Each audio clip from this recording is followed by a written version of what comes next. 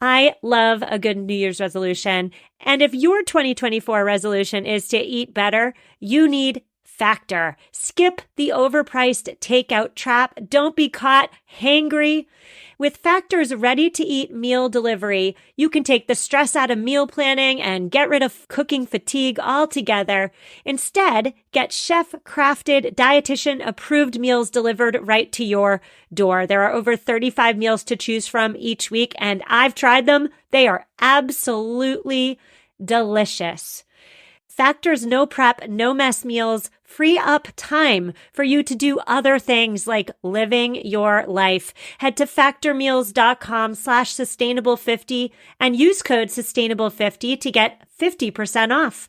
That's code sustainable50 at factormeals.com/sustainable50 to get 50% off. Well, hello, my friends, and welcome back. My name is Stephanie Safarian, and you're listening to episode 434 of the Sustainable Minimalist Podcast. This is a show about intentional and eco-friendly minimalist living. On today's show, we are having a chat about why I am choosing to not renew my Amazon Prime membership next month, February 9th, to be exact, is when it comes due.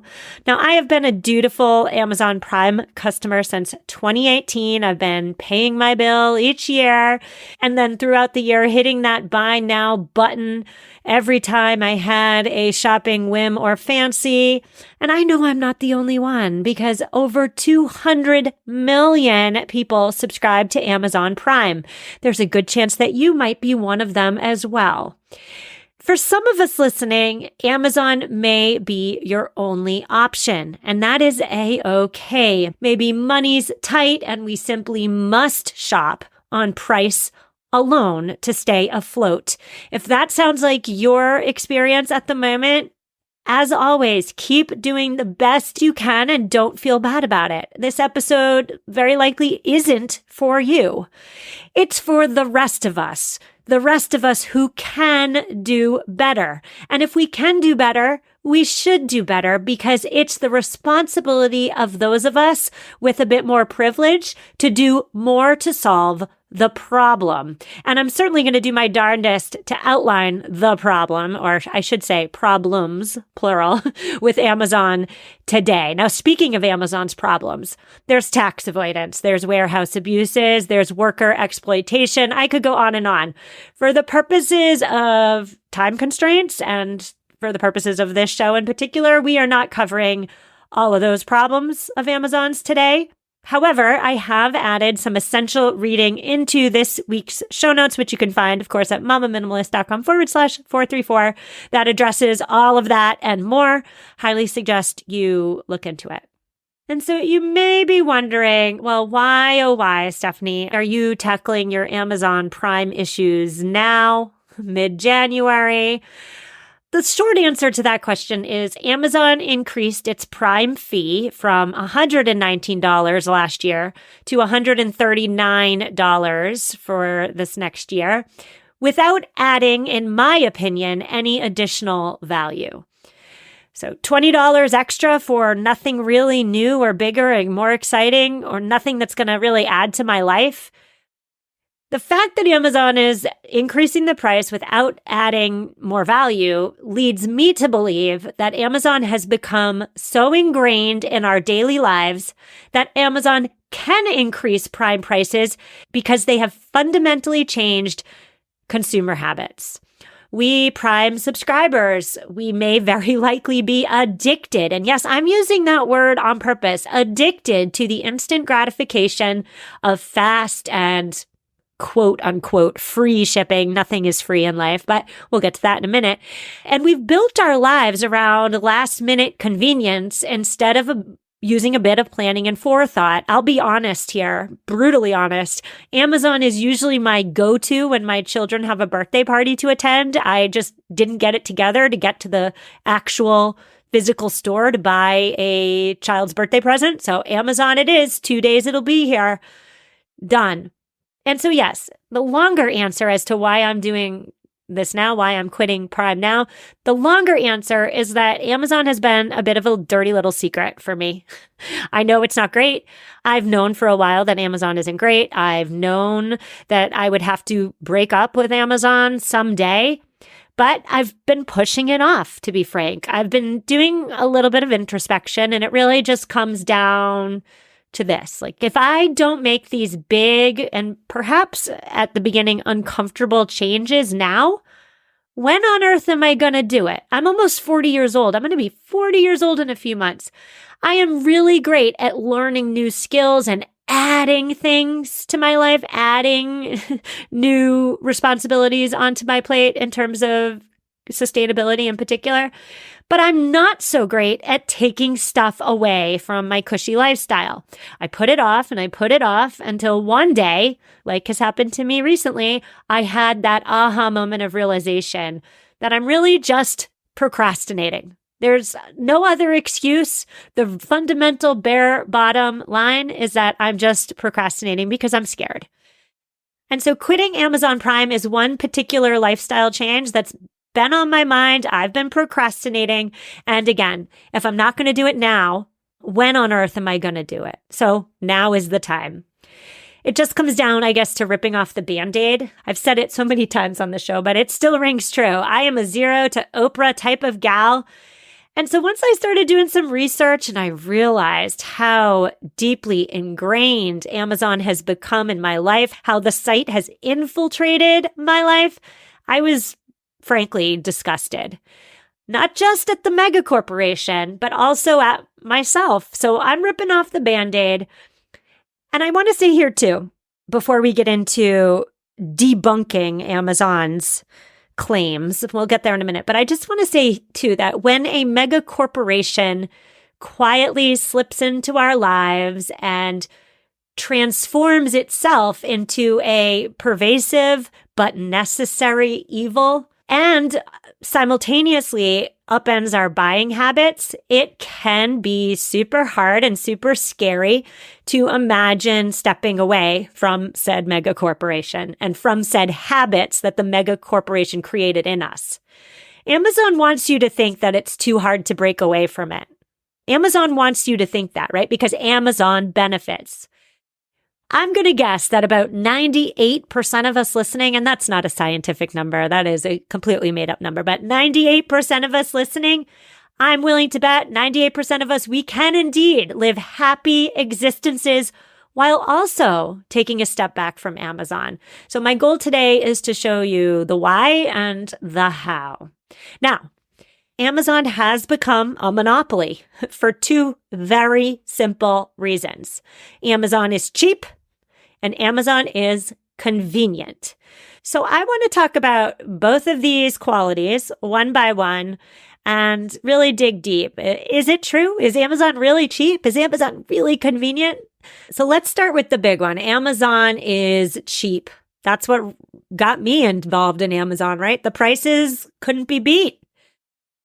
Well, you may have heard the old adage, if it sounds too good to be true, it likely is. Yeah, maybe you've asked yourself, how on earth is Amazon able to sell things at the lowest possible price? How on earth do they have the best prices anywhere? Amazon restricts sellers from offering lower prices elsewhere. That includes even on their own websites. This bolsters Amazon's claim as being the place for cheap goods. It also makes Amazon really hard to resist, right? To stand a chance on the Amazon platform, sellers have to pay hefty seller fees to stay on the Amazon platform. So I want you to think about this. Think about an item you buy on Amazon. Maybe it's a bar of soap, let's say. I don't know why I'm saying bar of soap. Let's just go with it. It's a brand you love. Maybe you subscribe and save to it on Amazon. It comes every month. The reason the seller, the bar soap maker, sells it on Amazon for cheaper than they sell it on their own website is because Amazon says they have to do that if they want to sell on Amazon. And so you might be thinking, what's the big deal? A couple cents, $1 here, $1 there, not a big deal. As competition becomes more and more aggressive on Amazon, sellers are forced to join the Fulfilled by Amazon program, which requires paying Amazon to warehouse and ship their products. It increases their chances of being higher in the algorithm, essentially.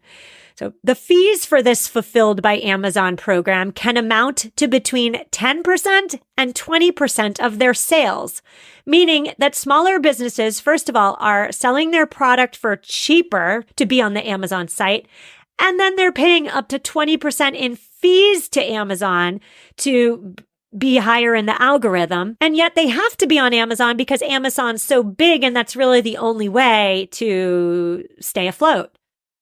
Let's take this a step further. Amazon owns the platform, right? It's just a marketplace at the end of the day. When certain products on the platform sell well, Amazon has been known to use the data of items selling well in order to remove any third-party sellers from their website so that Amazon becomes the only sellers of that product.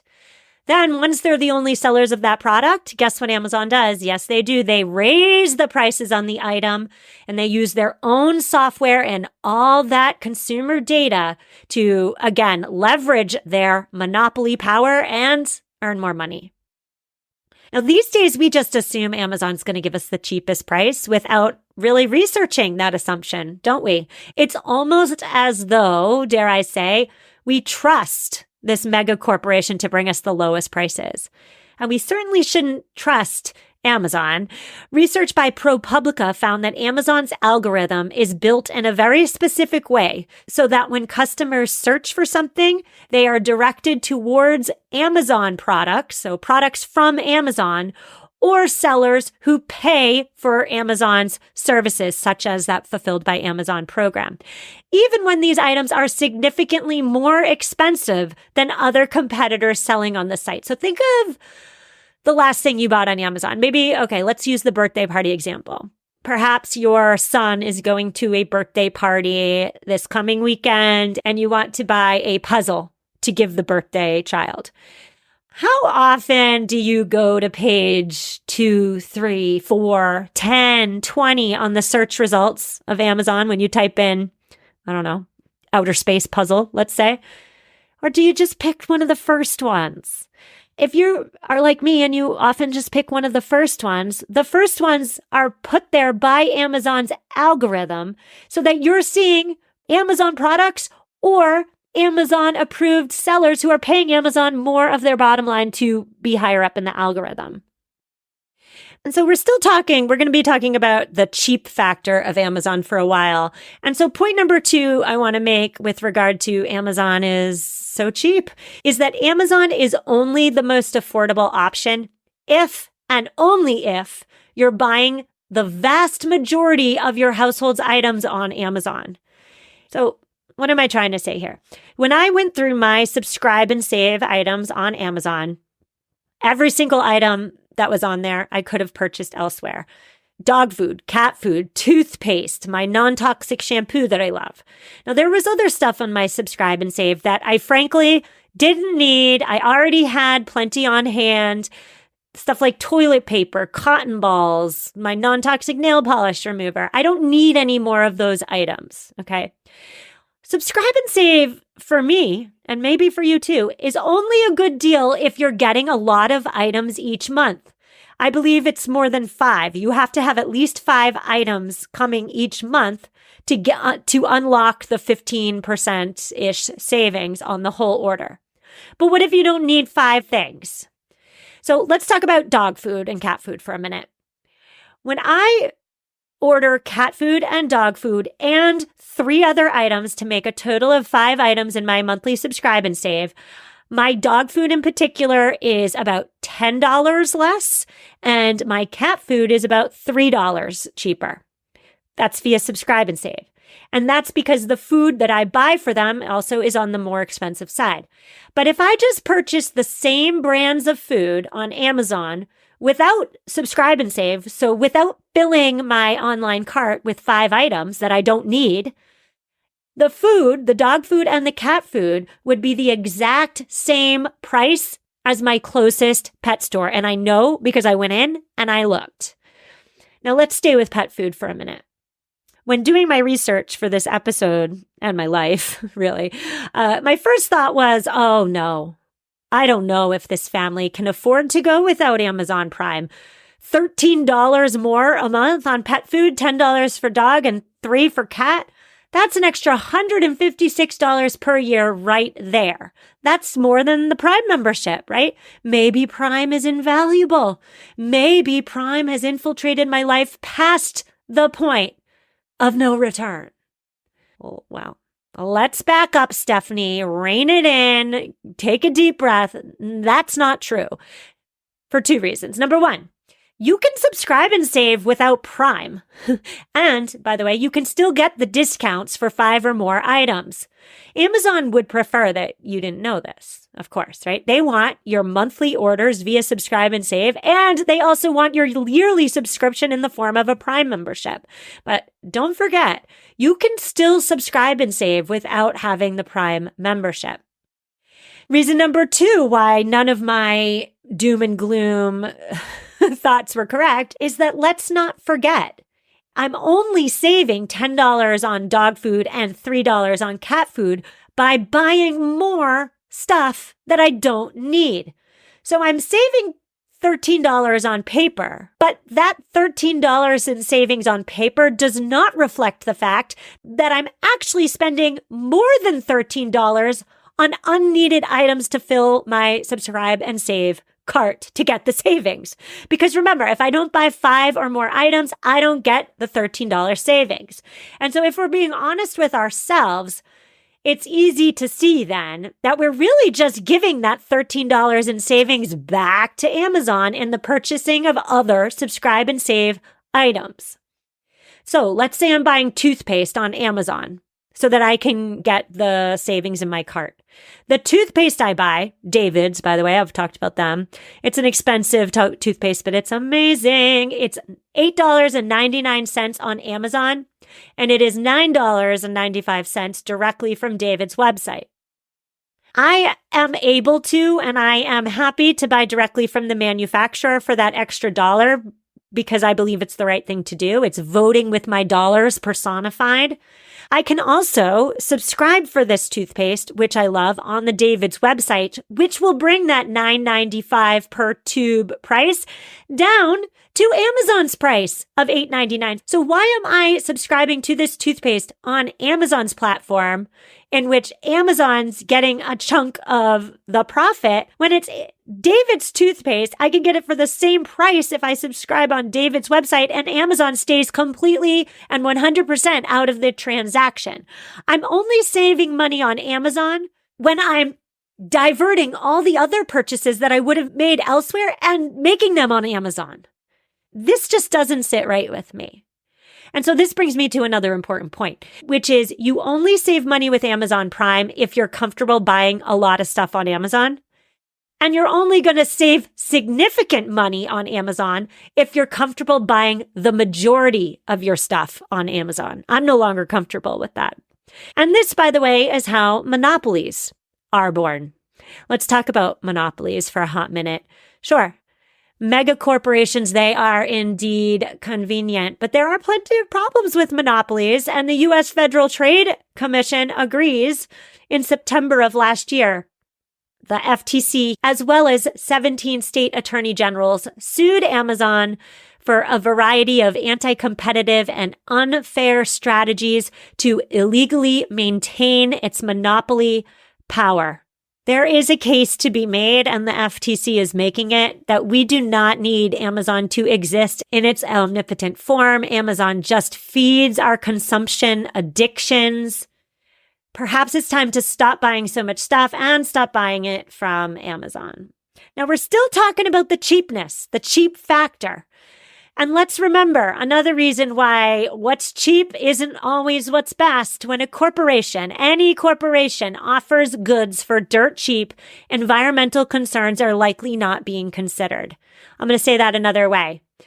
In our pursuit for low prices, it's very often the planet that takes a hit. Let's talk about timber. Although some of Amazon's furniture is Forest Stewardship Council certified, back in April 2023, watchdogs looked into this. It was not true for all their products. Amazon does not have an overarching timber policy. That means that virgin forests can and likely are being cut down to make all that fast furniture on Amazon. Let's talk about palm oil. The mass production of palm oil relies on destroying and just completely cutting down rainforests. This, of course, has wide-ranging implications. And while some of Amazon's products come from a physically certified supply chain, about half of the products that use palm oil are untraceable. Let's talk about toxic chemicals. Amazon does not have any public policy covering the use of toxic chemicals, and especially in its electronics products. Brominated flame retardants, polyvinyl chloride, they have significant negative environmental impacts when they're released after disposal. Now, you're probably wondering, what on earth does the Amazon climate-friendly badge means? It was created to encourage brands to design products with increased efficiency and better packaging. Climate pledge-friendly products are clearly labeled in the shopping results. They're even featured in a dedicated section on the Amazon site. The label does signify that a product has one or more certifications that help preserve the natural world. So basically, the Amazon Climate Friendly Pledge is Amazon's fancy logo to say, hey, this product here is FSC certified, or, oh, it's Made Safe certified, or, oh, it's Fair Trade certified, let's say. And so in my view, this Amazon Climate Friendly Badge is a means by which brands that are already doing better can stand out amidst all the noise on the Amazon platform. But I want to be clear, though, that this badge says nothing about what Amazon, the mega corporation, is doing in terms of sustainability. It only signifies what these individual sellers are doing. And so when we're buying a product off of Amazon that has that climate friendly pledge, yes, we're supporting the brand that's doing better than most, and we should be doing that. But we're also supporting Amazon because we're buying it off of Amazon's marketplace. Amazon is doing worse than most on environmental matters. So the better choice, of course, would be to buy that same product that has that same third-party certification directly from the seller, directly from the small business, directly from their website, and keep Amazon out of it. Okay, gosh, I need a break. I need some coffee. We're going to take our ad break. And when we come back, we're hopefully going to debunk the convenience piece to Amazon. So yes, Amazon's cheap. We just covered that. Is it really all that cheap? Now we're going to do the same for the convenience factor. I'll see you in a minute.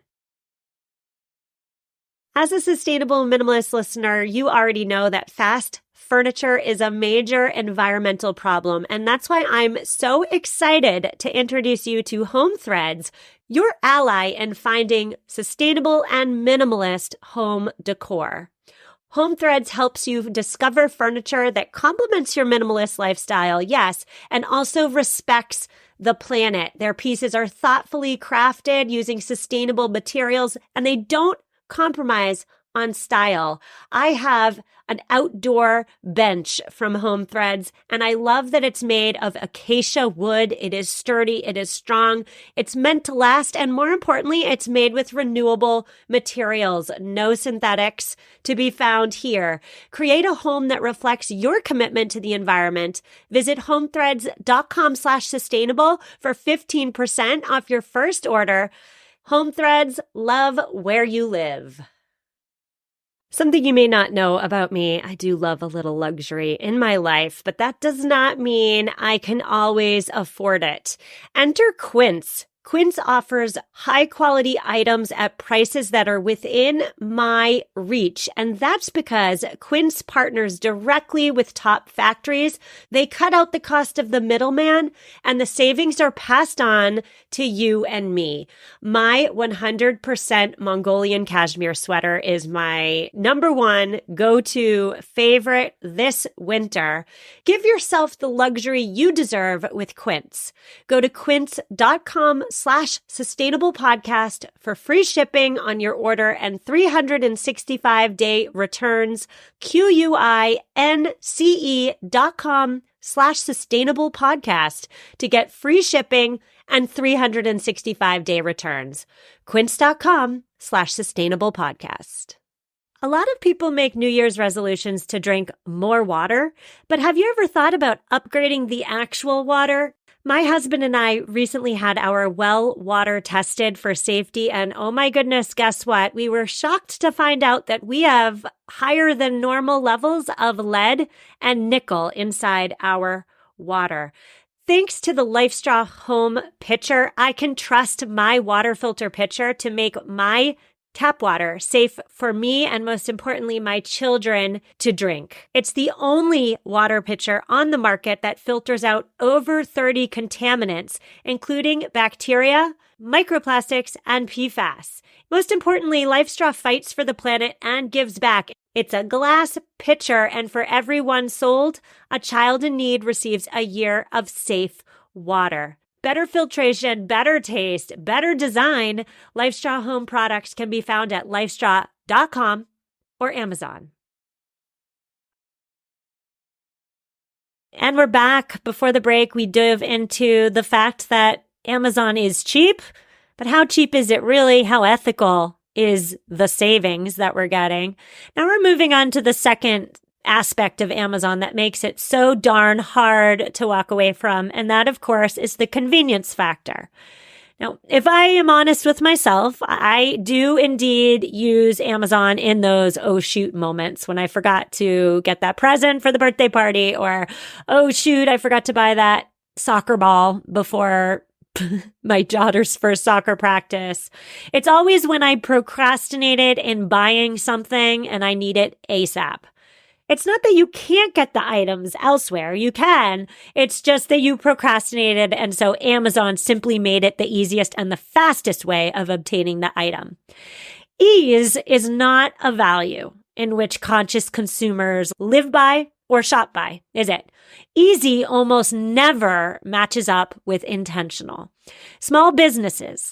Can we just talk about small businesses? Small businesses are what creates the beautiful fabric of our communities. I think about my own town and surrounding towns. If all the cute little shops and boutiques and quirky bookstores and random cooking stores and the candy store, like candy store circa like 1950, it's so cool. If all these places went out of business tomorrow, a big part of what makes my community beautiful would also disappear. And so we have to ask ourselves, if we keep buying on Amazon and giving Amazon our money, instead of giving it to the people who live in our community, our neighbors, instead of supporting these quirky little small businesses that create that beautiful fabric of our communities, if we keep supporting Amazon instead, are we going to be okay if these quirky little small businesses in our communities go out of business? Because that's what's happening. If we look around, we see it happening everywhere, nearly every day. Yeah, so Amazon's convenient in the short term, but long term, what are we losing? That's the question. And then, of course, too, when we talk about convenience, we need to talk about their speedy delivery. Amazon was first about 2-day delivery, then 1-day delivery, and now they're pushing 1-hour delivery. The faster you're providing a service, the less likely you're able to do so in an environmentally friendly manner. That's why when we're buying online, the best eco-friendly practice is to not click overnight shipping or expedited shipping or 2-day shipping. Go with the ground shipping, because expedited shipping often requires air travel, which is absolutely more detrimental emissions-wise. And so I came across a quote in researching for this episode, and the quote was, "You don't need that pair of socks to get to you swiftly. It probably makes more sense to just get you those socks efficiently." We're confusing efficiency with speed these days, and we need to separate the two. And so that's for the stuff we don't need immediately. We don't need 2-day shipping on it. So it's not a flex of Amazon to offer it. And for the stuff that we just forgot to buy and we're in a time crunch, that's an area in which we need to do some planning again. We are a community that is, at least in part, about ethical shopping and conscious consumption. Can next day delivery coexist within the ethics of a conscious shopper? I'm going to go ahead and say no. We should be actively avoiding speedy delivery. And if that's true, then we should also be actively avoiding the king of expedited shipping, which of course is Amazon.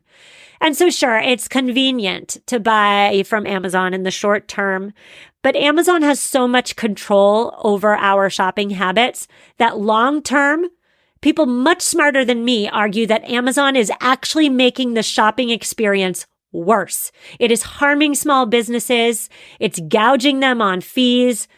Those fees, by the way, ultimately get passed on to us consumers in the form of higher prices. And Amazon prevents other companies from developing innovative ideas to make the market better for everyone. And so if we don't need those socks quickly, then the 2-day, 1-day, 1-hour shipping that Amazon's pushing on us, that's no longer a selling point. It's no longer a flex of Amazon's, right? And in those instances in which, oh shoot, we forgot to buy something and we do need it within the hour, let's say, or within the 2 days, the fact that Amazon exists is the reason why we're forgetting to buy things a week earlier so they're here on time. Amazon is creating the problem. Amazon is creating the fact that, oh shoot, we forgot. We know we can forget now because Amazon exists and can get it to our doorstep, whatever it is, quickly. And so I have some final thoughts for you if you're thinking about, maybe it is time for me to take a step back from Amazon, maybe quit Amazon Prime. If you're thinking about quitting Amazon Prime, number one, no, you are not alone. You would actually be joining a movement that is garnering attention. Amazon does not disclose exactly how many Prime members they have in the United States alone, but it does appear that we're finally seeing a move away from Prime. They had fewer Prime members in 2022 than 2021, and I wonder whether the next year we'll see a similar decrease as they increase the price of the membership. Know also that I have been talking to many people in preparation for this episode and in preparation for my own transition to living without Amazon. And not a single person said they regretted their decision to quit Prime. Not a single person said they looked back longingly at what they left behind. Not one. And guess what? If you do decide that you miss Prime, Amazon will be right there, ready and willing to take your $139 each and every year going forward. So if you quit and it's not working for you, you can always re-enroll. I just suggest you give yourself that month, that probably 2 to 3 months, I would say. 3 months. Give yourself 3 months to adjust to the change, to adjust to the growing pains. And then if after 3 months you just can't live without Amazon Prime, you can re-enroll. Chrissy is a listener to this show. Hi, Chrissy. And she wrote to me. She said she canceled all of her subscribe and save items. She had over 300 subscribe and save products. Oh my goodness. I was amazed first, number one, because she had 300 products on her subscribe and save, but also second, that she had the grit to cancel it all. And so I asked Chrissy how she did it. She said that, to be frank, a lot of it was duplicates and she was lazy, so she kept them on the list. She had a lot of stuff that was like $1 or $2 or $3 cheaper when she subscribed and saved to them. She had a bunch of supplements and household stuff, but she agreed 300 items was way too much. It did take her a few days to cancel them all because, again, remember, you have to cancel them one by one. Amazon makes it so easy to subscribe and save and so hard to cancel those subscriptions in mass, in bulk. Chrissy says she's so happy she did it. And that brings me to another point, which is you can cut back on Amazon without cutting the cord altogether. Just make sure you're actually cutting back. Don't forget, you can still buy on Amazon.com without having a Prime membership. You can still subscribe and save without having a Prime membership. Sometimes we forget that. You're not paying $139 a year for the privilege to shop on their website. You're paying for the free shipping and the entertainment content. Now, if you limit your Amazon purchases to just those things you really need and can't find elsewhere, I bet shipping costs over a year will always be cheaper in total than your annual Prime subscription fee, especially as they continue to increase the price of that subscription fee. I have heard from a few listeners that they can only buy very specific certain products off Amazon. And so they don't see how they could ever get rid of Amazon because they need these products for medical reasons, let's say, or for other reasons, just certain things they don't have in their location. Amazon is the only option. And if that sounds like you, I get it, honestly. That's also an indication of why Amazon is too powerful and too big. Is Amazon's influence the reason why you can't find what you're looking for within a 30-mile radius of your house? Is Amazon the reason that all those other shops that you used to go to went out of business? Perhaps. I don't know. But if you truly can't find a product anywhere but Amazon, that's a sign there's no competition for said product. That's a sign that, yes, Amazon is indeed a monopoly. And yeah, you got to live your life. Keep using Amazon in those specific instances. Remember, you can quit Prime, but continue to use Amazon for the essentials that you can't get elsewhere. You may likely save money doing so, and this is because not relying on Prime as that go-to crutch will force you to flex your conscious consumption muscles that have essentially gone flaccid, right? Amazon makes shopping way too easy. Prime intentionally removes barriers to hitting that buy button that may otherwise encourage us to think twice about whether or not we need something new. I want to take this a step further, and I want to say that for so many of us, Amazon has fundamentally changed the purchasing process. The new normal, the Amazon new normal, is we have the thought we need something, and then we just run to our smartphone or our computer and we buy it within 30 seconds. So we have the thought, we've bought it. That happens in 30 seconds. That essential pause, that essential introspection piece, for so many of us is gone. It's out the window, precisely because Amazon has effectively removed all those barriers to purchasing. Literally, every single barrier is gone. So for me, just this morning, I was looking at our all-purpose bucket. This is a real random example, but you know what the all-purpose bucket is. You probably have one. It's that plastic Rubbermaid bucket. Some people use it to wash dishes in. I use ours for multiple purposes. Like I soak stuff in it, like laundry, if laundry needs a soaking. It's the throw up bucket when my daughters are sick. It's a very random vessel. And so I was looking at ours this morning and I thought to myself, yeah, this is looking gross. I should replace this. And so my immediate thought was Amazon. But then I had a second, deeper thought, which was, of course, hold up. Hold up. Why is my mind immediately going to buying a new Rubbermaid plastic bucket? Why is my mind not going to cleaning the gross one that I already own? Why is my mind not thinking about how to repurpose one of the dozens of other vessels I already own? This is a prime example, and pun is absolutely intended there. This is a prime example of the ways in which Amazon has conditioned us to buy first and think about it later. We are all about incrementalism on this show. And so if stepping away from Amazon feels right for you right now, then go boldly forth. Any action is better than no action. Perhaps, you can't get rid of the Prime right now. You're not touching your subscribe and save. Perhaps your kryptonite is Audible. Perhaps you can start cutting back there. You can replace Audible and its separate monthly fee with another audiobook app. Yes, you can. And speaking of Audible, by the way, Audible is not innocent. Audible has a program called Audible Exclusives or Audible Originals. These are books that are only available on Audible. So not only are independent bookstores not allowed to sell these exclusive audiobooks, libraries aren't even allowed to buy and lend these books.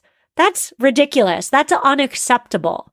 And so perhaps you start with Audible. Simply start small. Get rid of Audible and find another audiobook app so that Amazon doesn't have your reading data. Now, of course, one more quick tip here too is if at all possible. So if you are stepping away from Amazon, maybe I've motivated you to go into your subscribe and save, see what you got, get rid of anything that's unnecessary. If at all possible, don't replace Amazon with Walmart or with some other mega corporation. The beauty of stepping away from Amazon is that doing so gives us the opportunity to once again do good with our money. If you can, support small businesses directly. My final word for you today is that I hope we all consider whether Amazon Prime is actually serving you or whether Amazon Prime is enticing you to buy more than you need. I'm willing to bet that if you don't renew your Prime, you'll give yourself the opportunity to take that pause and to think about another way to obtain the item in question. Maybe you'll realize you already have something else that works. Maybe you'll realize you can borrow from a neighbor.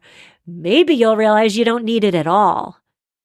Now, I'm not saying I'm never going to buy from Amazon again. When I looked back in my order history, I did see some completely random items that really just made logistical sense to buy from Amazon. One of the most random examples is I needed one of those hand claw things. It's like a claw on a long stick, so you can reach things up high and push the trigger and grab stuff with the claw. We have a room with very high windows, and that's the only way to shut the shades. And so it was actually a need. I had nothing else that I could use. And this is a very random item. I'm not going to waste my time or my gas driving around to all the stores within the 30-mile radius to find this gadget. So Amazon it is in cases like those. I do want to say too that the thing that's going to hurt the most for me is the fact that we do 99% of our grocery shopping at Whole Foods. Amazon owns Whole Foods. With a Prime membership at Whole Foods, there is added savings on food. Usually for me, it comes to about $6 or $7 a trip. And I shop for food once a week. So we're talking like maybe $350 to $400 a year saved with the Prime membership. But I do have a plan for this, and it is to stop doing all my shopping in one place. It's very simple. Just as we're no longer shopping off Amazon, our one place to get all the things, I'm no longer going to shop at Whole Foods to get all my food things. Don't shop just at one place. I am fortunate. I'm so fortunate to live in a location with many grocery stores. I also have a lovely family-owned health food store. I'm excited to give them my money in the coming weeks and months. I'm excited to support my neighbors. I'm giving myself the 3 months to feel all the growing pains. Stay tuned. I will be reporting back on how all of it goes for me. What a long show today. Holy moly. If you're still with me, I hope I provided some insight, some things to think about that perhaps you haven't thought about before.